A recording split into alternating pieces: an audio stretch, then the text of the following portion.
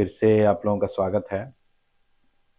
और मैंने आप लोगों से पहले भी इस पे बात किया है कि रे ऑप्टिक्स का इम्पोर्टेंस क्या है, चाहे आपका जेई मेन का एग्ज़ाम हो, एडवांस का एग्ज़ाम हो, या इवन नीट हो, कोई भी बोर्ड का एग्ज़ाम हो, तो रे ऑप्टिक्स से बहुत सारे क्वेश्चंस पूछे जाते हैं। ठीक है, तो आज जो रे ऑप्टिक्स का एक इम्पॉर्टेंट कॉन्सेप्ट है, कॉम्बिनेशन ऑफ लेंस वाला जो पोर्शन है रे ऑप्टिक्स का, उससे रिलेटेड एक सवाल है जो कि 2024 जेई एडवांस में आया हुआ है। उसके माध्यम से मैं उस कॉन्सेप्ट को और उस सवाल को भी हम लोग आज देखेंगे। ठीक है, तो स्टार्ट चलिए करते हैं। तो आपका जो सवाल है, जो मैंने आपको बताया ही कि 2024 पेपर 1 में आया था ये जेई एडवांस में। ठीक है, तो सवाल क्या बोलता है कि a glass beaker has a solid plano convex base of refractive index 1.6 as shown in the figure. The radius of curvature of the convex surface is 9 centimeter, while the planar surface acts as a mirror.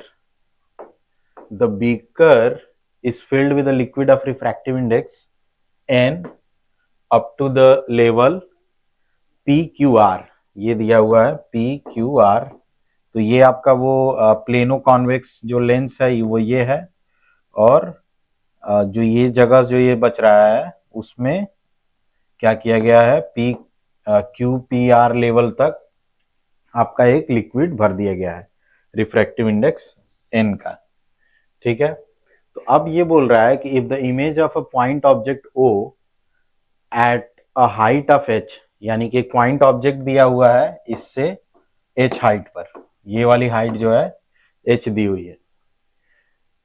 तो क्या बोल रहा है कि if the image of the point object O at a height of h is formed on to itself, मतलब इससे h height पर एक कोई पॉइंट ऑब्जेक्ट है, इसका जो इमेज बन रहा है वो इसी पॉइंट पर ही उसका इमेज भी बन जा रहा है। ठीक है, तब आपको बताना है कि which of the following options correct. तो इसमें कौन कौन सा करेक्ट है ये आपको बताना है। मोर देन वन चॉइस का ये क्वेश्चन है। ठीक है, तो एक बार और देख लेते हैं क्या है ये सवाल फिगर में। कि एक तो आपको दिया है ये प्लेनो कॉन्वेक्स आपका जो लेंस है वो प्लेनो कॉन्वेक्स लेंस, और प्लेनो कॉन्वेक्स लेंस रख दिया गया है एक सरफेस पे, और ये इधर जो है हमने कोई एक लिक्विड भर दिया है, और इस लिक्विड का रिफ्रैक्टिव इंडेक्स बोल रहा है क्या है, एन है। और एक चीज और बोला है कि ये जो प्लेन सरफेस है ये एक आपका रिफ्लेक्टिंग सरफेस है, मतलब ये मिरर की तरह बिहेव कर रहा है, तो ये एक रिफ्लेक्टिंग सरफेस है। और अब क्या बोल रहा है कि एच हाइट पर कोई ऑब्जेक्ट ओ है तो उसका इमेज जो बन रहा है वो उसी ऑब्जेक्ट पे ही बन जा रहा है। ठीक है, तो ये बड़ा बेसिक सी बात ये है कि अगर ओ का इमेज ओ पर ही बन रहा है तो इसका मतलब ये हुआ कि लाइट जो है, रेज जो है अपने पाथ को क्या कर रहे हैं, रिट्रेस कर रहे हैं। तो मिरर से कभी भी रिट्रेस कब होगा भाई, देखो फाइनली क्या हो रहा है भाई, लाइट यहां से इधर इधर इधर आने वाला है, तो अपने पाथ को कब रिट्रेस करेगा, मिरर पे आप लोगों ने देखा होगा। तो ये आइडिया होगा कि अगर मिरर पे लाइट अगर 90 डिग्री पे पड़ेगा, 90 डिग्री पर, यानी कि एंगल ऑफ इंसिडेंस क्या होगा, जीरो। तो अगर 90 डिग्री पड़ेगा तो जिस डायरेक्शन से आ रही थी लाइट रिफ्लेक्शन के बाद ठीक उसी डायरेक्शन में क्या होगी, चली जाएगी। चाहे वो प्लेन मिरर हो, चाहे वो आपका कॉन्वेक्स मिरर हो। ठीक है, इस पे भी अगर 90 डिग्री पे लाइट जो भी पड़ेगी वो क्या होगी, दोबारा उसी डायरेक्शन में चली जाएगी। या कॉनकेव मिरर हो, कॉनकेव मिरर में भी अगर 90 डिग्री पे अगर लाइट इस पे इंसिडेंट होगी तो दोबारा जिस डायरेक्शन में आ रही थी उसी डायरेक्शन में चली जाएगी। तो ये बोलना कि जो आपका ओ का इमेज बनाना है वो ओ पे ही बनाना है, इसका मतलब ये हुआ कि लाइट अपने रे को क्या करेगा, रिट्रेस करेगा किसी ना किसी पॉइंट से, और वहां ऐसा तब होगा जब मिरर पे लाइट क्या पड़ेगा, परपेंडिकुलर पड़ेगा। तो अगर इस पूरे सिस्टम को समझो, यहाँ पे जो पूरा सिस्टम दिया है, तो इस सिस्टम में दो चीजें हैं। एक तो ये है कि आपके पास ये जो है एक प्लेनो कॉन्वेक्स लेंस है, और जो ये आपने लिक्विड भर दिया है ये भी एक तरीके से लेंस बन चुका है। तो आप अगर आप देखेंगे तो ये वाला जो है लिक्विड वाला, और ये जो सॉलिड आपका प्लेनो कॉन्वेक्स लेंस है, ये दोनों दो अलग अलग लेंस है। उन लेंस का ये क्या है, कॉम्बिनेशन है ये। ये एक तरीके से कह सकते हैं कि ये क्या है, कॉम्बिनेशन ऑफ लेंस है। ठीक है, दो लेंस का क्या है, कॉम्बिनेशन है। और उसके बाद नीचे यहाँ पे क्या है, नीचे आपका मिरर है। ठीक है, तो अगर लाइट को मान लीजिए कि रिट्रेस करवाना है तो रिट्रेस कब करेगा, जब मिरर पे लाइट, मैंने आपको पहले ही बताया कि इसमें मिरर पे लाइट क्या होनी चाहिए, परपेंडिकुलर गिरना चाहिए। तो मिरर पे लाइट परपेंडिकुलर गिरने का मतलब क्या हुआ, मिरर पे लाइट परपेंडिकुलर गिरने का मतलब ये हुआ कि ये जो दोनों कॉम्बिनेशन है लेंस के, मतलब ये वाला लेंस और ये वाला लेंस, इन दोनों का जो कॉम्बिनेशन है उससे जो इसका इमेज बनना चाहिए वो इनफाइनाइट पे बनना चाहिए। इस पे परपेंडिकुलर गिरने का मतलब क्या हुआ कि इमेज जो बनना चाहिए वो क्या होना चाहिए, इन दोनों से जो इमेज बनना चाहिए वो इनफाइनाइट पे बनना चाहिए। तो अगर इनफाइनाइट पे इन दोनों से इमेज बनेगा यानी कि इस प्लेन मिरर पे परपेंडिकुलर लाइट आपका इंसिडेंट होगा, और प्लेन मिरर पर परपेंडिकुलर लाइट इंसिडेंट होगा तो इसका मतलब राइट अपने रे को अपने पाथ को क्या करेगा, रिट्रेस करेगा और दोबारा इमेज यहीं पे आपका फाइनली बन जाएगा। ठीक है, तो यहाँ पे मेन चीज यही है कि इन दोनों लेंस के कॉम्बिनेशन से जो इमेज बनेगा वो इनफाइनाइट पे बनेगा, यानी कि लाइट इस मिरर पे, जो प्लेन मिरर है उस पे परपेंडिकुलर आएगी।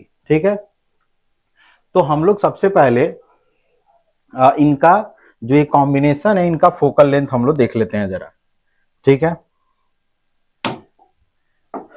तो देखिए हमारा जो प्लेनो कॉन्वेक्स वाला था वो ऐसे है, और यहां पे कोई लिक्विड हमने रख दिया है, और यहां पे एक चीज दिया है, इसका तो 1.6 दिया हुआ है रिफ्रैक्टिव इंडेक्स, जो आपका प्लेनो कॉन्वेक्स लेंस है उसका 1.6 है, और इसका रिफ्रैक्टिव इंडेक्स n दिया हुआ है। और ये वाला जो सरफेस है इसका जो रेडियस ऑफ कर्वेचर है वो 9 सेंटीमीटर दिया हुआ है। ठीक है, तो एक देखिए सबसे पहली चीज तो ये है कि अगर आपको याद होगा कि दो लेंस जब एक दूसरे से कांटेक्ट में रखते थे तो जो कॉम्बिनेशन का फोकल लेंथ आता था क्या होता था, 1/f कॉम्बिनेशन के फोकल लेंथ का जो इनवर्स होता था वो दोनों फोकल लेंथ के इनवर्स के समेशन के इक्वल होता था।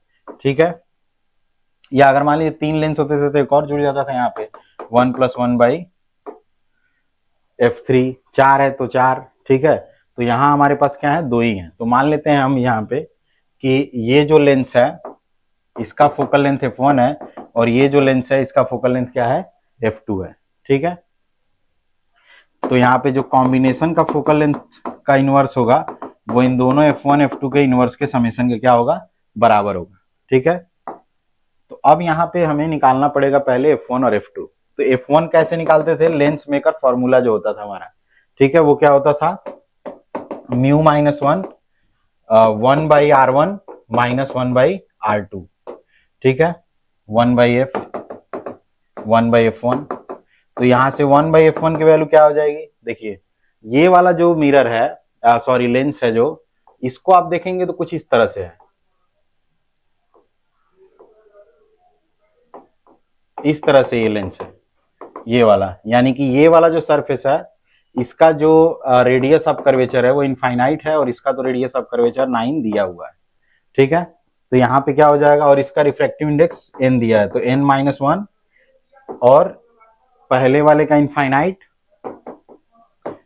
और इसका जो है इसका रेडियस ऑफ कर्वेचर इधर होगा तो इसीलिए हम इसका पॉजिटिव लेंगे, तो कितना हो गया 1/9।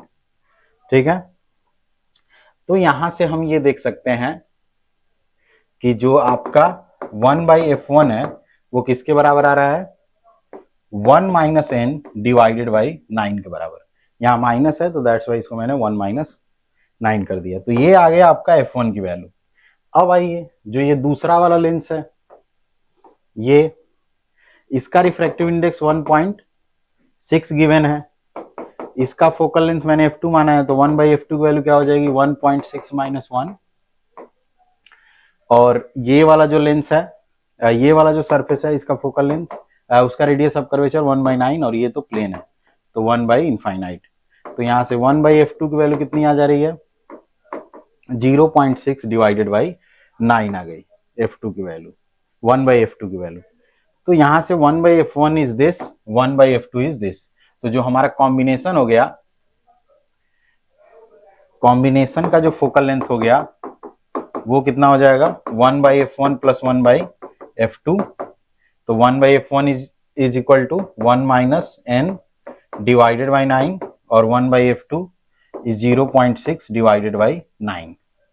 ठीक है, तो इसको हम लोग आराम से लिख सकते हैं क्या 1.6 माइनस एन डिवाइडेड बाई 9। ठीक है ना, तो ये एक इंपॉर्टेंट चीज यहां से है जो हमें यूज करना है, उसको हम यहाँ पे लेकर रख ले रहा हूं। ठीक है, कि 1/f(c) यानी कि कॉम्बिनेशन का जो फोकल लेंथ है उसका inverse is equal to 1.6 minus n divided by 9। ये आ गया। ठीक है, तो अब देखिए अगर हम कॉम्बिनेशन के लिए देखें तो जो u की वैल्यू है वो -h है, क्योंकि हमारा ऑब्जेक्ट क्या है, बोला गया है कि कितना दूरी पर है ऑब्जेक्ट। ऑब्जेक्ट के बारे में ये बोला गया है कि ऑब्जेक्ट यहां से h दूरी पर है। तो अगर u हम देखें इस कॉम्बिनेशन के लिए तो वो कितना हो जाएगा -h हो जाएगा। और जो हमें v चाहिए वो इनफाइनाइट पे चाहिए, क्योंकि मैं क्या चाहता हूं, मैं चाहता हूं कि इससे जो ये ऑब्जेक्ट का इमेज जो ये लेंस के कॉम्बिनेशन जो बनाए वो इनफाइनाइट पे बनाए, ताकि हमारा मिरर पे परपेंडिकुलर इंसिडेंट हो लाइट, ताकि वो रिट्रेस कर पाए अपने पाथ को। दैट्स वाई फिर दोबारा वही इमेज बनेगा। तो उसके लिए कॉम्बिनेशन को जो बनाना पड़ेगा वो इनफाइनाइट पे इमेज बनाना पड़ेगा। और जो कॉम्बिनेशन का फोकल लेंथ का इनवर्स है वो आपने निकाल ही दिया 1.6 माइनस 1 डिवाइडेड बाई 9। ठीक है, तो अब आइए हम लेंस फॉर्मूले देखते हैं क्या होता है। 1/v minus 1/u is equal to 1/f। तो हमारा इमेज तो बनना है इनफाइनाइट पे, तो यहाँ पे इनफाइनाइट, और h की वैल्यू -h है, u की वैल्यू -h है, तो ये 1/h हो जाएगा, और इसकी वैल्यू हमारी है 1.6 माइनस n डिवाइडेड बाई 9। तो यहां से हमें 1/h इक्वल टू क्या मिल रहा है 1.6 माइनस n डिवाइडेड बाई 9। ठीक है, तो अगर हम चाहते हैं कि इमेज वहीं बने जहां पे ये ऑब्जेक्ट है, उसके लिए हमारा जो n और h में रिलेशन होना चाहिए, n और h में जो रिलेशन होना चाहिए वो ये होना चाहिए। ठीक है, तो अब आइए जो हमें ऑप्शन दिया गया है उसके अकॉर्डिंग देखते हैं क्या क्या सही हो सकता है। तो हमारे पास क्या है, हमारे पास क्या है कि जो आपका हमने जो अभी रिजल्ट निकाला है उसके अकॉर्डिंग क्या होना चाहिए 1/h is equal to 1.6 minus n divided by 9 होना चाहिए, जो गिवन कंडीशन है उसके अकॉर्डिंग। तो अब देखिए पहला जो दिया गया है कंडीशन, उसमें दिया गया है कि अगर n की वैल्यू 1.42 है तो h की वैल्यू आपकी 50 सेंटीमीटर होगी, ये दिया गया है। तो इसको चेक करते हैं, तो हम लोग n की वैल्यू रखते हैं। देखिए 1/h इक्वल टू, अगर हम लोग मान लीजिए कि अगर n की वैल्यू 1.42 रखते हैं, तो 1.42 रखेंगे तो क्या आ जाएगा 1/h इज इक्वल टू आ जाएगा आपका 1.6 माइनस 1.42 डिवाइडेड बाई 9। तो ये हो गया 1/h इज इक्वल टू, ये आपका कितना आ जाएगा, ये आ जाएगा 0.18 डिवाइडेड बाई 9। तो यहां से अगर हम लोग देखें तो यहां से 1/h सिंपल से कैलकुलेशन है, ये कितना लिख सकते हैं, इसको 0.2 डिवाइडेड बाई 9 लिख सकते हैं। ठीक है, 9 नहीं 0.2। ठीक है, ये आपका चलिए ऐसे कर लेते हैं इंटू 10⁻²। तो यहाँ से h की वैल्यू अगर हम लोग देखेंगे तो क्या आ जाएगा 100 डिवाइडेड बाई 2 आ जाएगा, यानी कि 50 सेंटीमीटर। ठीक है, तो ये जो है n की वैल्यू अगर 1.42 लेते हैं तो हमारा जो h की वैल्यू है वो 50 सेंटीमीटर आ रहा है, यानी कि ये जो पहला वाला ऑप्शन है ये हमारा करेक्ट है। अब दूसरा ऑप्शन चेक कर लेते हैं, दूसरा ऑप्शन चेक कर लेते हैं सिमिलर वे में, हमें बस इसी कंडीशन को फुलफिल करवाना है। ठीक है, यही हमारा जो कंडीशन है इसी को फुलफिल करवाना है। तो अब दूसरा ऑप्शन देख लेते हैं, दूसरे ऑप्शन में क्या बोला है कि n की value 1.35।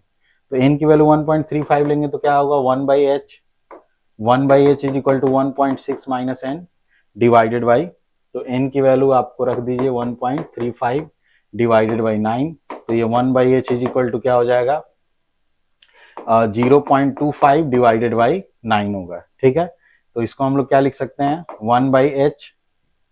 1/h is equal to, ये आपका है, हाँ, तो इसको आप लोग सीधे सीधे क्या लिख सकते हैं, ये 1/36 हो जाएगा, क्योंकि ये तो 1/4 है, तो ये नीचे 9 है, तो सीधे h की वैल्यू कितनी हो जाएगी, 36 सेंटीमीटर हो जाएगी। तो यहाँ पे ये भी हमारा कंडीशन क्या कर रहा है, ये दूसरा वाला भी कंडीशन फुलफिल कर रहा है कि अगर n की वैल्यू 1.35 ले रहे हैं तो h की वैल्यू 36 आ रही है। अब आइए तीसरा जो ऑप्शन है उसको चेक करते हैं। तीसरा ऑप्शन क्या है, तीसरे में है n की वैल्यू 1.45, तो n की वैल्यू अगर 1.45 लेते हैं तो क्या हो जाएगा, 1/h is equal to 1.6 minus n, 1.45 divided by 9, तो ये कितना हो गया, 1.45, तो ये आपका हो जाएगा 15, 0.15 डिवाइडेड बाई 9। तो यहां से अगर इसको आप देखेंगे तो 1/h इज इक्वल टू, इसको हम लोग क्या लिख सकते हैं, इसको 15/9 इंटू 10⁻⁻2 लिख सकते हैं, कोई दिक्कत नहीं है, सिंपल से कैलकुलेशन है। 5/3 और मल्टीप्लाइड बाई, इसको 1 बाई अगर 100 कर लो तो ये 1/60 आ जाएगा 1/h की जगह, यानी कि h की वैल्यू कितनी हो जाएगी, 60 सेंटीमीटर हो जाएगी। तो अगर 1.45 लेते हैं तो 65 सेंटीमीटर नहीं आना चाहिए, 60 आना चाहिए, यानी कि तीसरा वाला ऑप्शन गलत है, ठीक है। तो पहला दूसरा सही है, तीसरा क्या है, गलत है। चौथा चेक कर लेते हैं। फोर्थ ऑप्शन में दिया है n की वैल्यू 1.48, तो क्या हो जाएगा, 1/h इज इक्वल टू क्या होगा आपका 1.6 माइनस n, n की वैल्यू 1.48 डिवाइडेड बाई आपका 9, ठीक है। तो ये कितना हो जाएगा, 0.12 डिवाइडेड बाई 9, तो ये आपका हो जाएगा। इसको भी हम लोग चाहें तो क्या लिख सकते हैं, 4/3 और 1/100 कर सकते हैं। तो ये अगर इसको करेंगे तो ये आपका 25 टाइम्स में कैंसिल होगा, तो ये h की वैल्यू यहाँ पे आपकी जो आएगी वो 75 सेंटीमीटर आएगी। लेकिन यहाँ पे h की वैल्यू क्या दिया हुआ है, 85 दिया हुआ है फॉर 1.45, यानी कि डी ऑप्शन भी क्या है आपका गलत है। तो इसका जो करेक्ट आंसर है वो कौन कौन सा केवल है, ए वाला और बी वाला, ठीक है। ये अब आप सोच रहे होंगे भाई टाइम क्यों लग रहा है, टाइम इसलिए लग रहा है क्योंकि मुझे आपको समझाना है, ठीक है। मैंने आपको क्या क्या बताया, आपको कई सारी चीजें इसमें हमको बतानी पड़ी। पहले तो इसमें लेंस, जो कॉम्बिनेशन ऑफ लेंस होते हैं उनका यूज है उस वाले फॉर्मूले का, फिर लेंस मेकर फॉर्मूला के थ्रू आपको इनका फोकल लेंथ आपको पता करना पड़ेगा, फिर जो वो रिट्रेस करने का कंडीशन है, बाकी ये चीजें हैं। और मोर देन वन क्वेश्चन है, 4 नंबर का क्वेश्चन है, तो कुछ ना कुछ आपको दिमाग कैलकुलेशन 5 मिनट 7 मिनट तो लगाने का एक्सपेक्टेशन आपको जेईई एडवांस में रख सकता है, क्योंकि सवाल भी तो आपको 17-18 मिलता है, ठीक है। तो ये सिंपल ही क्वेश्चन है, 2-4 कॉन्सेप्ट हैं, तो बाकी स्ट्रेट फॉरवर्ड क्वेश्चन है, करने पर इजीली आप कर सकते हैं। इसी तरह से हम कुछ कुछ आपको प्रॉब्लम्स जेईई एडवांस के हम लोग देते रहेंगे। तब तक के लिए आपको थैंक यू।